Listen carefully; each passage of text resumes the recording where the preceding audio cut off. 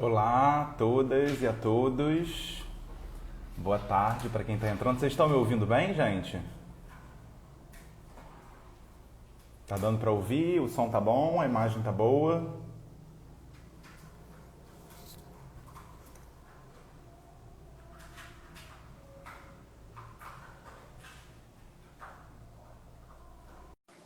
Estão ouvindo, né, gente? Não? Ah, tá dando para ouvir, tá. Oi, já chamei antes de fazer a apresentação. Bom, então, boa tarde a todas e a todos, agora oficialmente. Eu sou o professor Luiz Gustavo de Bois. Queria dizer que são todas e todos muito bem-vindos aqui no nosso Instagram e na nossa live de hoje. Eu sou professor da UFRJ também, neurocientista, né? E faço parte do programa de neurociências básica e clínica do Instituto de Ciências Biomédicas da UFRJ. E a nossa live de hoje faz parte, né, de uma série de lives essa semana que fazem parte, por sua vez, da Semana do Cérebro, né? E esse nosso evento está sendo também apoiado pela SBNEC, né, Sociedade Brasileira de Neurociências, e também pela Dana Foundation. E a live de hoje é com uma pessoa muito especial e tem um gostinho muito especial para mim, porque o professor Vivaldo Moura Neto, que é o nosso entrevistado, né, o nosso convidado de hoje, ele foi o meu orientador durante toda a minha vida e eu costumo dizer que ainda é, né, Vivaldo? Ainda é um orientador pessoal, né? E é uma referência para mim em ciência e uma referência humana também como pessoa. Aprendo muito com ele todos os dias e isso me faz ser uma pessoa melhor e um cientista melhor. Então, Vivaldo, muito obrigado por você ter aceitado o convite e por você estar aqui com a gente hoje. Bom, boa tarde, Gustavo. Eu estou um pouco emocionado, é a melhor expressão do sentimento de agora. Tenho já uma dúvida técnica. Eu estou com uma quantidade de nomes de meninos aqui e um textozinho de comentário, é alfabeto, teclado, isso sai, fica assim. Isso vai ficar rolando, são as pessoas que estão entrando e comentando na live, entendeu? Sei, mas o texto aqui, esse teclado acho que tem. Também fica, sim, sim, tá? Tá. Então, vou E ficar. Vivaldo, Dica. é o seguinte, aqui, se como a Patrícia falou na de ontem também, aqui se a gente estivesse num congresso, né, eu ia te apresentar, falar sobre o seu currículo, qual a sua matéria, né, a sua especialidade, com que você trabalha, mas o nosso interesse nessa live aqui, nessa série de lives, é falar para um público mais jovem, né, para jovens neurocientistas, estudantes neurocientistas e estudantes que queiram ser neurocientistas também, né? Então, assim, eu queria que a primeira coisa que você falasse para a gente, que você apresentasse, né, com que você trabalha, né, e de forma para esse público que não é tão especializado na nossa área. Qual é a sua matéria, né? O que você faz, basicamente? Tá. Bom, eu, na verdade, o que eu fiz uma provocação, bomba. Eu faço, na verdade, hoje, pelo menos 1980. Esse barulho que estão ouvindo é daqui ou daí de vocês? É daqui, é daqui, é daqui. Tá. Eu, desde 1980, pelo menos, eu quero o que a gente chama de telas sociais. Eu sou um gliófilo, eu mesmo digo que sou um gliófilo postiço, porque eu gosto mais dessa. Eu aprendi a olhar num momento com elas, em 1980, elas não eram tão bem reconhecidas, bem importantes, pouco se sabia a respeito, tinha informação do que no início do século XX, e depois do século XXI, quando eu fui fazer o doutorado, eu comecei a de lá para cá, o lá entre o Brasil foi trabalhar em cima de estudar essas células do ponto de vista da contribuição que elas podem dar ao desenvolvimento. Então, meus Bem, eu falo bastante. Tá me ouvindo, Gustavo? Tô ouvindo, tô ouvindo. Quando desenvolvimento e formação e desenvolvimento do sistema nervoso. E, evidentemente, eu hoje acho que elas têm uma contribuição mesmo importante para fora do sistema nervoso, porque elas se avizinham às células que estão, de certa forma, particulares, não necessariamente células do sistema nervoso, mas células vizinhas com as quais elas interagem. Então, o que eu faço é estudar a célula glial. Durante um longo tempo, eu estudei com células sadias, e mais recentemente, talvez nos últimos 10 anos, uma coisa assim, anos, eu as estudei como células doentes formando câncer. Vivaldo, você podia falar só um pouquinho mais alto, que eu acho que está um Ah, pouquinho baixo. falo mais alto. Então é o seguinte, mas repito, Não, não, acho que já foi. Eu queria só dizer que, para quem não sabe, o Vivaldo foi a pessoa que difundiu as células gliais no Brasil, né, Vivaldo? Foi quem levou essa feitura, né, de trabalhando com esse tipo celular em vários estados brasileiros que antes não tinha, né, Vivaldo? Você pode citar para a gente aí algumas tá. dessa rede glial, né, que você criou? Isso. Quer dizer, na verdade, eu fico um pouco preocupado de falar que eu fiz, ou que eu criei, ou que eu mostrei, ou que eu isso, que eu aquilo. Eu sou o sujeito da primeira pessoa do plural, o nós, tá certo? Pois bem, e sem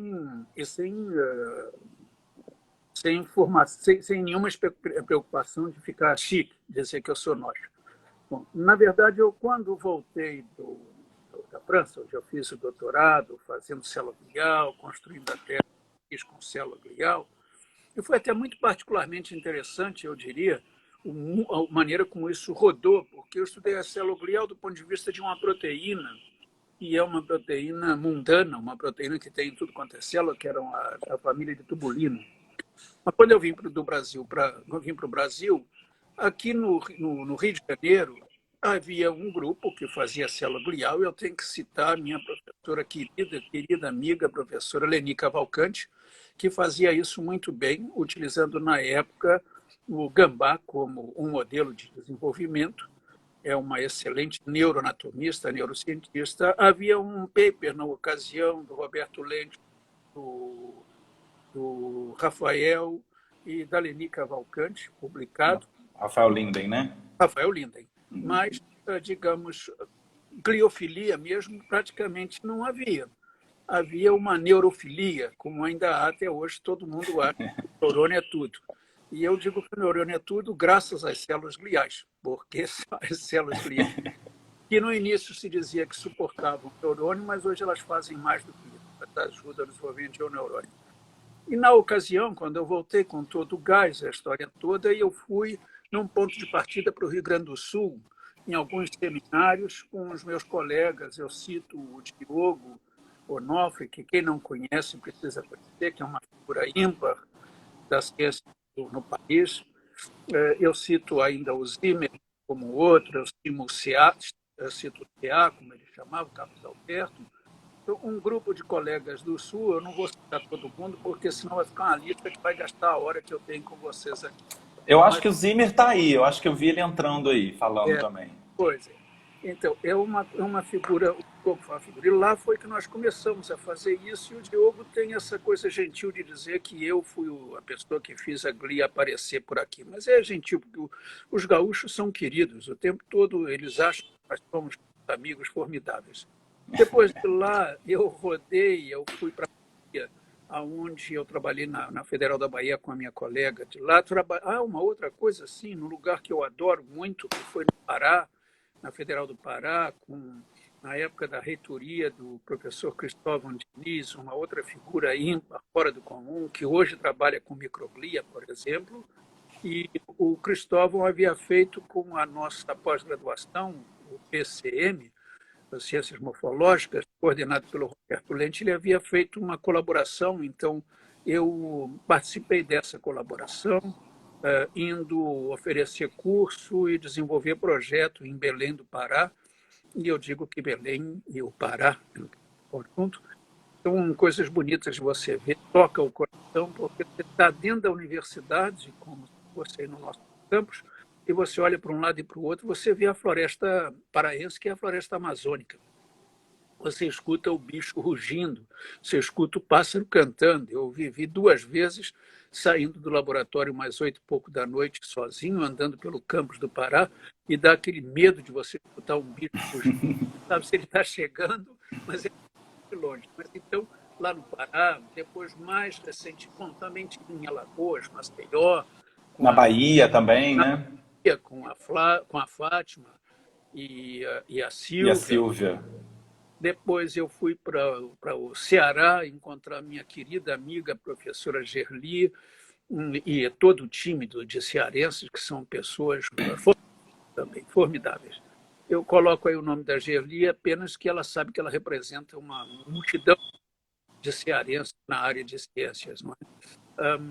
Evidentemente que com São Paulo eu tive esse contato, também em Santa Catarina, onde tem lá uma Andréia. Enfim, aliás, a Andréia ainda desfrutou da minha paixão pela Bahia aqui no Rio de Janeiro, porque ela fez uma parte do doutorado comigo, depois foi completar em Santa Catarina. Então, eu fiz esse trabalho aí de peregrinar com a Glia e criamos, na época, um clube da Glia, até, que era uma cópia, evidentemente, nada original, porque na França, quando eu estive, depois do doutorado, surgiu o Clube da Glia, o Clube Francês da Glia. E eu vim com a ideia de fazer o Clube da Glia aqui também. Copiei essa ideia e ela colou. Nós nos tornamos, tinha uma época em que nós éramos um laboratório na UFRJ, nos tornamos mais de 30 laboratórios pelo país com essa ideia, a empolgação, né, dos colegas universitários de que se podia fazer muita coisa nova e interessante. Isso é muito bonito, né, Vivaldo? Demonstrar esse coletivo da universidade pública no Brasil. Sim. Eu queria fazer uma outra pergunta. No começo da sua fala aí, você disse que você começou a estudar as tubulinas, né? E aí veio para o Brasil, começou a estudar os astrócitos, depois passou para a doença dos astrócitos, uma patologia dos astrócitos, que são os tumores, né? Que advêm dessas células. Então, assim, eu acho que uma das coisas que mais preocupam os estudantes hoje é mudar a carreira, né? Então, assim, eu queria saber, a sua carreira mudou muito cientificamente, né, ao longo da sua trajetória? Você estudava uma coisa, depois passou para outra. O que você acha disso? Você acha que essa mudança é boa, difícil, não deve ser feita, deve ser feita? Então, eu acho que deve ser feita. Você se lembrará disso, aqueles que vieram fazer iniciação científica no laboratório e que vêm ainda hoje. Eu digo, olha, não tenha vergonha nenhuma depois de dizer, olha, o professor não era isso que eu queria fazer, eu vou buscar outra coisa para poder ter melhor situado. Eu acho que deve ser feito. Eu exemplifico isso um pouco com a minha própria experiência. Na verdade, eu sou um professor. Eu comecei a ser professor aos 17 anos, 18, assim, um pouquinho. Evidentemente que no ensino médio, mas também dei aula em escola primária, particular. Por circunstância, eu era aluno de científico, o colégio que eu estava criou escola primária, me chamou achando que eu era um aluno dedicado, mas não era aluno de tirar nota 10 e carregar medalha no peito, não. Mas me achavam que eu era uma pessoa dedicada e eu comecei a gostar dessa história da aula. Então, eu fui professor a vida inteira, tenho mais de 50 anos aí no terreno jogando com essa história. E quando eu fui fazer o vestibular, eu fui na vocação de professor e entrei para um curso que eu gosto de dizer de História Natural. Era assim que eu chamava a minha graduação. E é uma coisa até episódica, porque eu contei já ouviu essa história. Quando eu disse para alguém, olha, eu fiz História Natural, me perguntaram, mas a história a história a história do Mundial Média, a história do Tito, a história de quê? Eu digo, não, rapaz, era uma história que a gente nem existia, que é a história dos bichos ainda das plantas. E ali É um curso que não existe mais, né? não existe mais, que eu fui da última turma, no caso da UERJ, e simultaneamente eu diria que talvez na UFRJ, idem, ele se transformou no curso de biologia, com 2 divisões da biologia mesma e a biomedicina que a gente conhece hoje. Eu fiz essa passagem por lá. Eu acho que quase que eu fui fazer paleontologia, porque o professor Macedo, que era professor de paleontologia, era fascinante nas aulas dele, e, evidentemente, todos nós, eu tenho absoluta certeza de que todos que estão aqui nessa telinha se fascinam com a paleontologia, de saber dos bichos que já foram, das plantas que já foram, não é? Porque eles, inclusive, nos fazem, o que o Gustavo vai gostar de eu dizer agora, nos fazem pensar que o Charles Darwin tinha razão, ele era realmente inteligente. Eu fiz História Natural e depois da graduação eu era professor e eu dava aula na mesma classe com professores que tinham sido meus professores. E eu me disse, eu não posso acabar assim, eu tenho que ter um desafio novo. E fui fazer a pós-graduação. Rodei um pouco na pós-graduação, fui fazer tentativamente na microbiologia, mas depois vi que eu não tinha nenhuma base, nem tinha background para fazer a seleção do mestrado de micro. Aí fui fazer bioquímica lá no Instituto de Química da UFRJ, e ali, então, eles deram um pré-curso, eu estudei, que uma colega, Vera, muito camarada, com quem eu estudava nesse período, e entrei na bioquímica do Instituto de Química. Foi lá que eu conheci Diogo, porque o Diogo também fazia mestrado na educação, e tantos outros que eu poderia citar. Depois que eu fiz bioquímica, eu era professor de biologia celular na UERJ, tive um orientador, que é uma pessoa formidável, Paulo Velho, uma imaginação, uma fertilidade imaginativa muito grande, uma pessoa que eu diria brilhante mesmo. E depois que eu fiz isso, eu estava no laboratório dele fazendo biologia celular, eu achei que eu devia mudar um pouco e me foi oferecido pelo Roberto Alcântara, que era o diretor do Instituto de Biologia da UERJ, se eu fosse para Paris fazer o doutorado. E eu fui para Paris fazer o doutorado em neurobiologia, porque era o grupo que estava lá, e como diretor e chefe do grupo e meu orientador oficial, o professor François Gros, que é vivo até hoje, tem poucos anos. E o François Gros, eu quero só dizer isso para a rapaziada que está aí, foi o homem que descreveu o RNA mensageiro, que descreveu o RNA portador. Uma figura brilhante, injustamente não ganhou o prêmio. Depois, isso no Collège de France, né, Vivaldo? isso no Collège de France, isso no Collège de France, que era um lugar extraordinário, mas que, evidentemente, o mundo moderno mexeu com ele, porque era um lugar de portas abertas, completamente abertas as portas. Você chegava, a hora que fosse da noite, você entrava e ia para dentro de um laboratório. Eu me lembro que nós tínhamos um problema que as contas de telefone do laboratório eram altíssimas, porque havia ligações de madrugada para os países mais distantes da geografia. E ninguém sabia quem tinha usado, umas coisas assim. Eu não vou citar país para não parecer preconceituoso, mas eram coisas interessantes. Então, hoje não, hoje você tem que passar por umas 3, 4 portas, como aqui, fazer código, apertar botão, não sei o quê, pereré, para poder entrar. Eu me lembro sempre de você falando que, porque o Collège de France é do lado da Sorbonne, né? E eu me lembro de você falando que foi uma vez ver a palestra do Michel Foucault, né? E estava tudo entupido, né? Meu Deus, fora do comum. Nós tínhamos uma birra, o nosso grupo de laboratório, com Alain Prochian, que era chefe de um outro laboratório, que me fazia esses comentários, porque em frente ao Colégio de France há uma padaria, uma boulangerie, como dizem os franceses, e a padaria se chamava Boulangerie Foucault.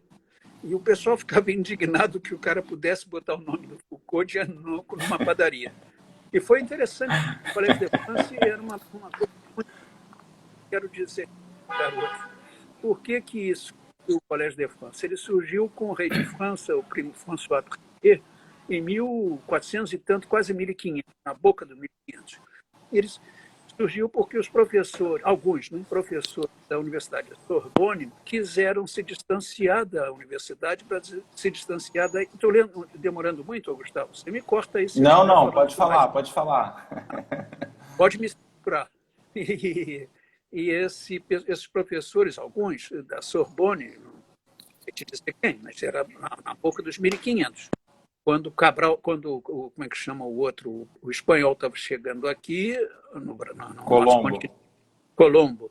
E esse pessoal da Sorbonne se reuniu com o rei para dizer, olha, a igreja tem um papel preponderante, lá todo mundo tem que falar em latim, e por isso até o bairro todo é chamado de bairro latino, porque assim pelas ruas, e eles disseram que nós queríamos uma independência, queríamos um laicato, acho que é a palavra correta, sermos laicos e termos um ensino, e queremos criar um colégio de professores. O nome colégio não é o nome que a gente conhece mais, mas era um colégio de professores. E assim se fez.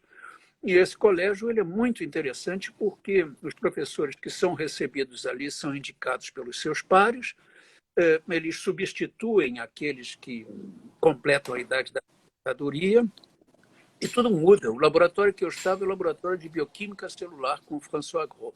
Quando ele completou a idade de se aposentar, e a idade cruel, 68 anos, não é como aqui a gente chega até os 70 ou 75 hoje, ele se aposentou e o laboratório de bioquímica celular virou um laboratório de fisiologia vegetal com outro professor que veio.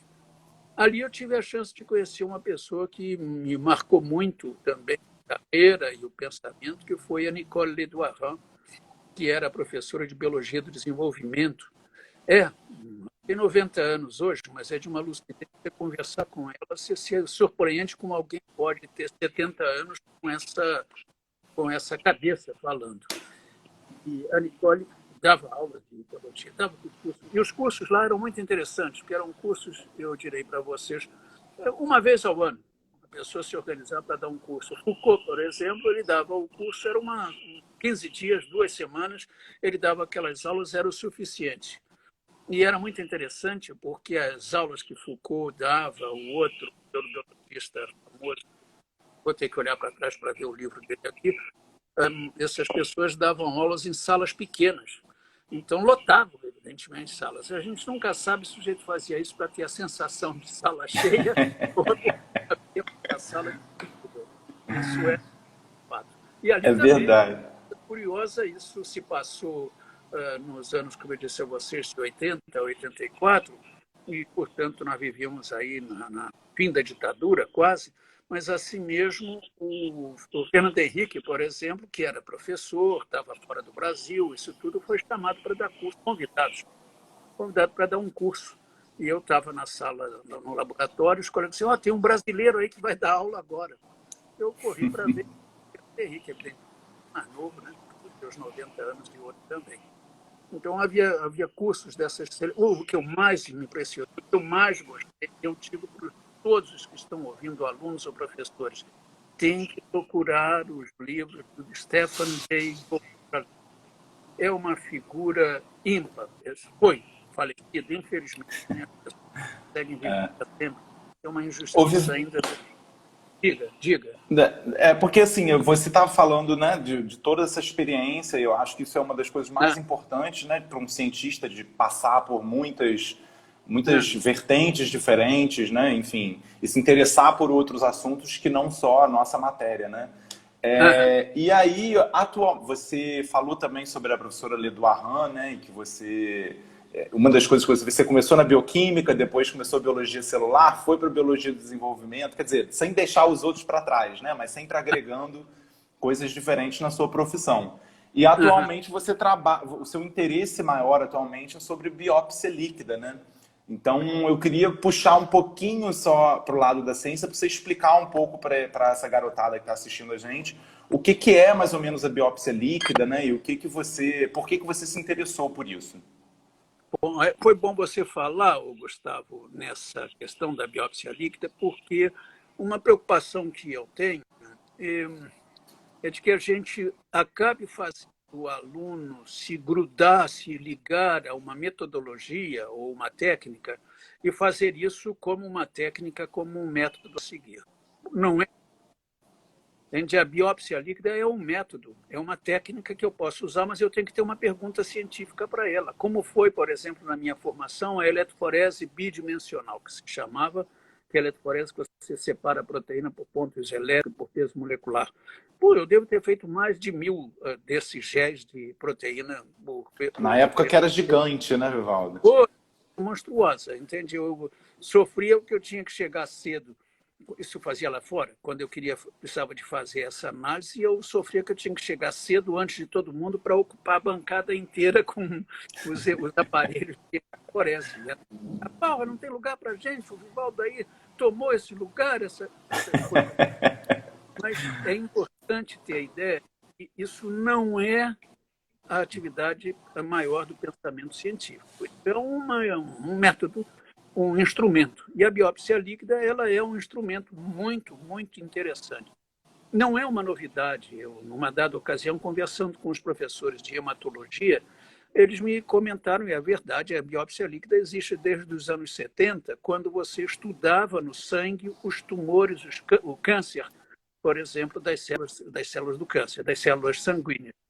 Era ali que se estudava, porque você pegava o sangue para poder dizer o fulano tem tal câncer. Não é? Bom, mas é que recentemente, talvez 10 anos, mais ou menos 10 anos para cá, essa biópsia líquida se tornou útil também e prática para você analisar câncer de outros tecidos, de Os tecidos. tumores sólidos também, Tumores né? sólidos, né? Muito bem. E ela te permite, e é uma coisa também que eu acho que é importante ver, ela te permite você, pelo sangue do paciente, isolado o DNA, verificar, analisar, detectar uma população de DNA, de fragmento de DNA, muitas das vezes, mutante, mutado. Você tem o DNA selvagem que circula pelo sangue, é claro, né? O tumor ele cai no sangue, e aí, evidentemente, você tem o DNA normal, selvagem, vamos chamar assim, daquele tecido, mas tem também o DNA tumoral, o fragmento do DNA tumoral. E isso foi feito a um trabalho bonito da John Hopkins, com uma análise de 900. E em todas elas eles têm o maior sucesso de mostrar. Mas o que é feito? É que se fazia a obtenção do sangue, isolamento de DNA e submissão disso a um sequenciamento.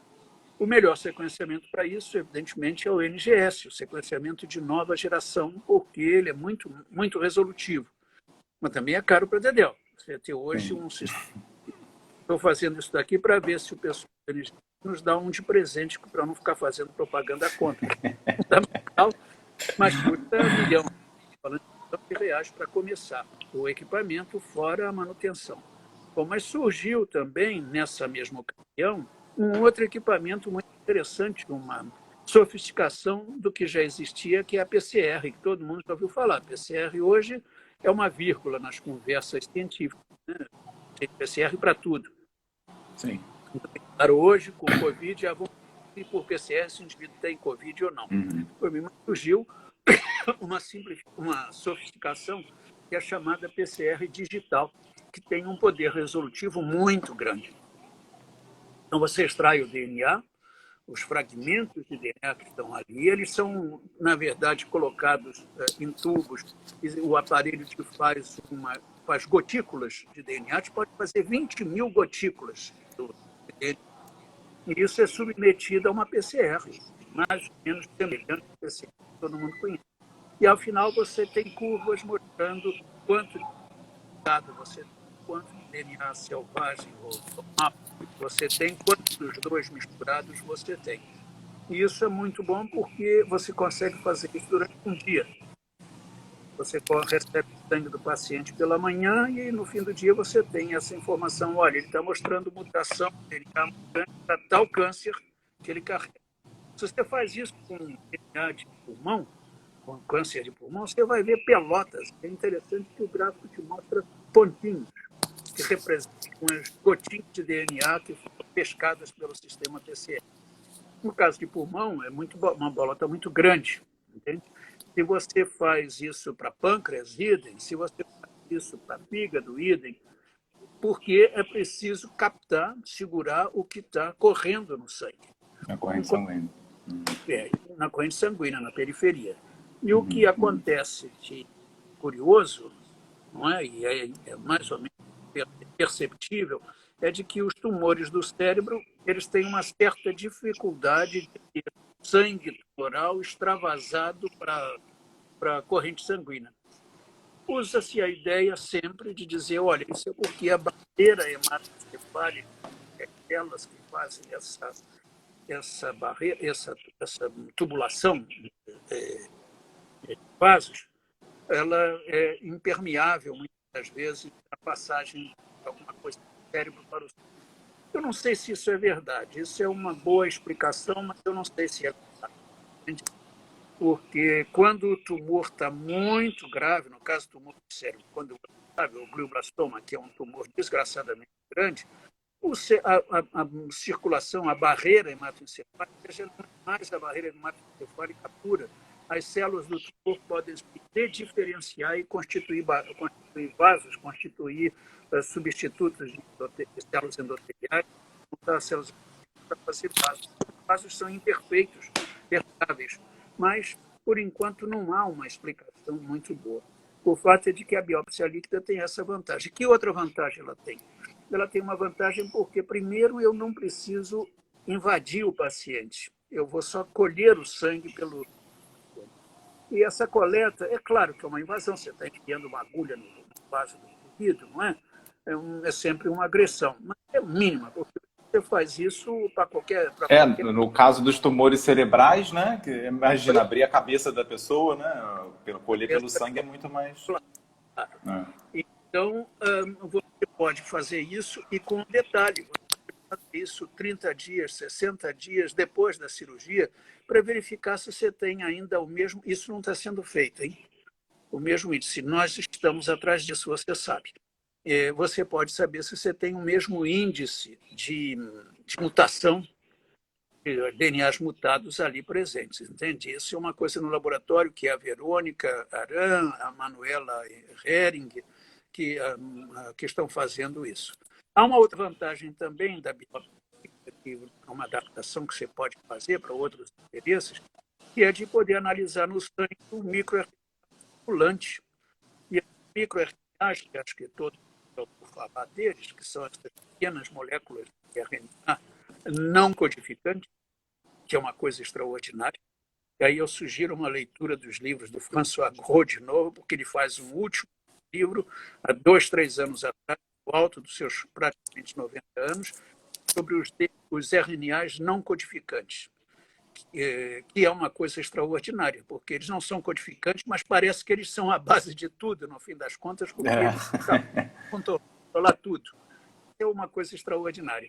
E esses microRNAs fazem parte dessa grande família de RNAs não codificantes e, evidentemente, quando você faz a coleta no sangue, você encontra algumas dezenas de microRNAs diferentes e há, evidentemente, a possibilidade de verificar se para um dado tumor um microRNA é mais importante que o outro.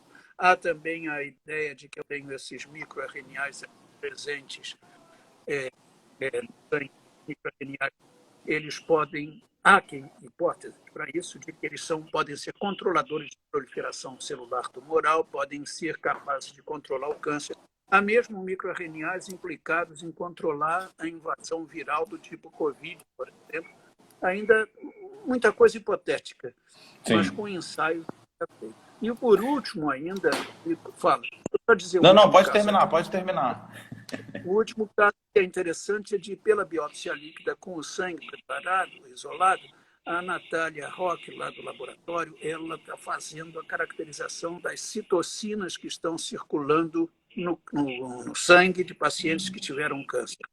E ela montou uma estratégia interessante, que é de fazer isso usando o dot blot, que é como é que chama? Um Western blot mais simples. Sim, sem separar por tamanho, né?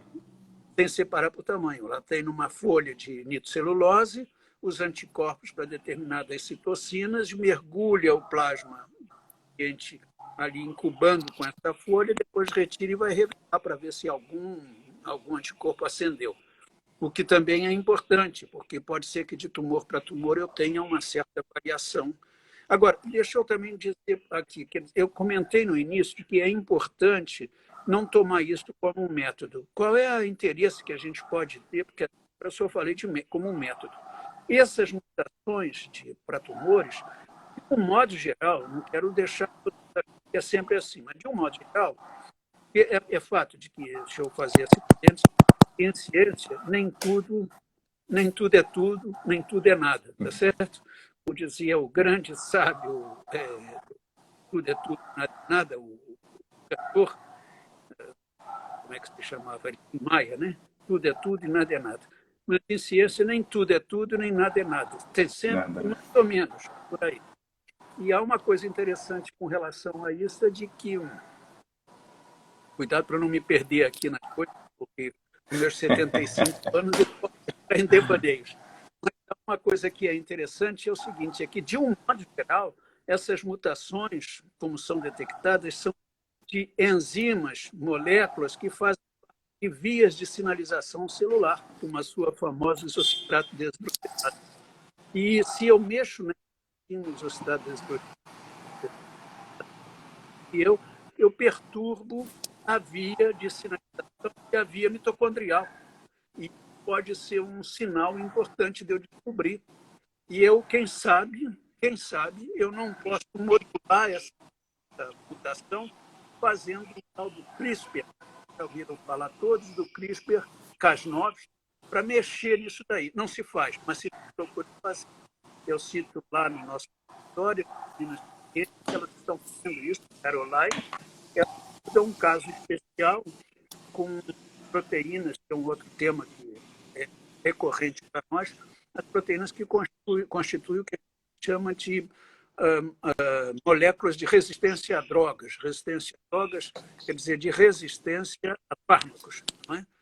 E isso é importante que todas as células, absolutamente todas as células sadias ou não no nosso corpo, elas apresentam as suas moléculas de MDR, essas proteínas.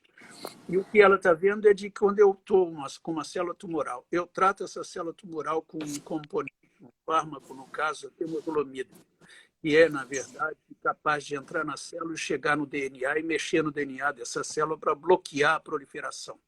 A eficácia da temozolomida ela é reduzida porque mal entrou na célula, as proteínas de MDR seguram e jogam fora. A gente chama de exclusão.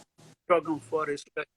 E ela conseguiu fazer uma coisa interessante, ela conseguiu alterar um pouco o MDR, uma proteína de MDR presente nessas células blastoma, de tal ordem que a temozolomida entra e a eficiência disso é muito reduzida.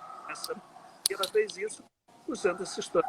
Isso é um negócio bonito. E a gente pode pensar nisso, evidentemente que eu não estou dizendo que isso se faz em sopa no mel. Não, isso é uma coisa que tem uma complexidade até você colocar na rua. Mas é preciso, o que eu quero dizer com isso, fundamentalmente, é que é preciso pensar além da técnica, pensar além do... Pensar cientificamente, né? Isso. O que eu quero fazer com esse negócio é que é o importante. Que pergunta que eu tenho? É claro que o método e a técnica, elas são importantes. As técnicas são importantes porque permitem que a gente possa jogar as ideias para frente. Isso eu acho que é uma coisa que é interessante a considerar. Sim. Vivaldo, a gente já vai a gente está encaminhando para o final, tá? E aí, para terminar a nossa conversa aqui, eu queria que você falasse sobre duas coisas. Assim, a gente está vivendo um momento muito difícil para a ciência no país, né? Muito. E primeiro que a gente também está a gente está passando por uma pandemia, né? Então, eu queria que você falasse um pouco para a gente como que os efeitos da pandemia têm afetado o seu grupo, né? O seu trabalho, porque é isso, né? Nem todo mundo pode estar no laboratório ao mesmo tempo. E, além disso, o financiamento para pesquisa está diminuindo no país. Então, queria que você fizesse um balanço sobre isso e terminasse com uma frase positiva para esses jovens que estão aqui assistindo a gente, né, que querem continuar na ciência e fazer esse trabalho que é tão importante e tão bonito aí. Tá bom. É complexo fazer isso, vamos lá. Eu direi o seguinte, olha, nós vivemos um momento... A ciência sempre teve a sua dificuldade no Brasil e talvez em alguns outros países, mas no Brasil, em particular, que é onde a gente vive e é onde a gente precisa fazer a ciência existir. Sempre teve a sua dificuldade, ela não foi nunca necessariamente uma decisão de Estado, não foi um compromisso de Estado. Uma prioridade, né? Não foi uma prioridade de Estado, sempre foi alguma atividade, uma produção, perdão, um apoio contingencial. Muito bem. Agora, com a pandemia, há dois componentes, evidentemente. Há dois componentes. Um componente nessa pandemia que é ruim é de que você não pode fazer as pessoas ficarem no laboratório. Isso é um componente ruim. Eu tenho um problema, uma dor de consciência, porque, bom, eu tenho 75 anos, eu sou da idade de risco, não tenha dúvida, mas eu tenho que fazer o laboratório tocar. E tem no laboratório pelo menos 15 pessoas trabalhando, fora os visitantes esporádicos. Mas eu me sinto mal de fazer essas pessoas irem todos os dias. Estamos dentro de um hospital, evidentemente, um hospital de câncer, não é um hospital de Covid, é um hospital de câncer, e eu me sinto mal porque a atmosfera pela rua toda do Rio de Janeiro não é boa. A gente sabe que esse Covid passeia, tá certo? Pegar condução, eu tenho uma técnica de laboratório esplêndida, a Geralda Cardoso, que vem lá do subúrbio distante de trem para trabalhar todos os dias. Eu ontem tive de dizer para ela, não, você não me venha todos os dias, você vem de vez em quando. Entende? Porque ele disse para as demais as pessoas do laboratório, olha, venham 2 vezes, 3 vezes por semana, mas venham, né? 2, 3 vezes por semana, porque diminuiu um pouco o risco que tem. A outra questão mais grave é a questão do financiamento, porque agora todo o dinheiro é devotado para, quer dizer, todo o dinheiro que se tem é devotado para trabalhos em Covid. Bom, nós temos projeto Covid que eu não realizo no hospital, que eu realizo numa ótima colaboração com a Flávia Barreto, lá da Fiocruz, com o Marcos Santos Coelho, e você mesmo está implicado lá na UFRJ. Amanhã eu tenho uma conversa com o LACEN, porque é um projeto em cima da história isso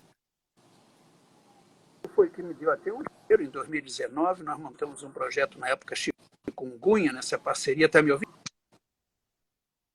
Tô te ouvindo. Deu uma Tá me travadinha, ouvindo? mas tá indo agora. Uhum. Tô. É. Então, essa dificuldade de financiamento é grande. E é uma dificuldade também, porque vocês vejam que nós estamos vivendo aí o que sempre existiu, hein? E agora está aparecendo recrudescido um pouco esse negacionismo à ciência, isso. E essa juventude, pelo favor, essa juventude que está aí envolvida ainda, chegando à universidade, é o conforto para a ciência do país, de ter esse pessoal. Não deve existir, porque eu vou usar o projeto árabe que tem, os cães ladram e a caravana passa. E nós somos a caravana, vamos passando, vamos passando, vamos... Eu acho que a gente tem que resistir.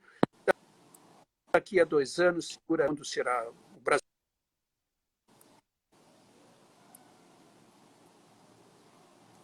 Oi.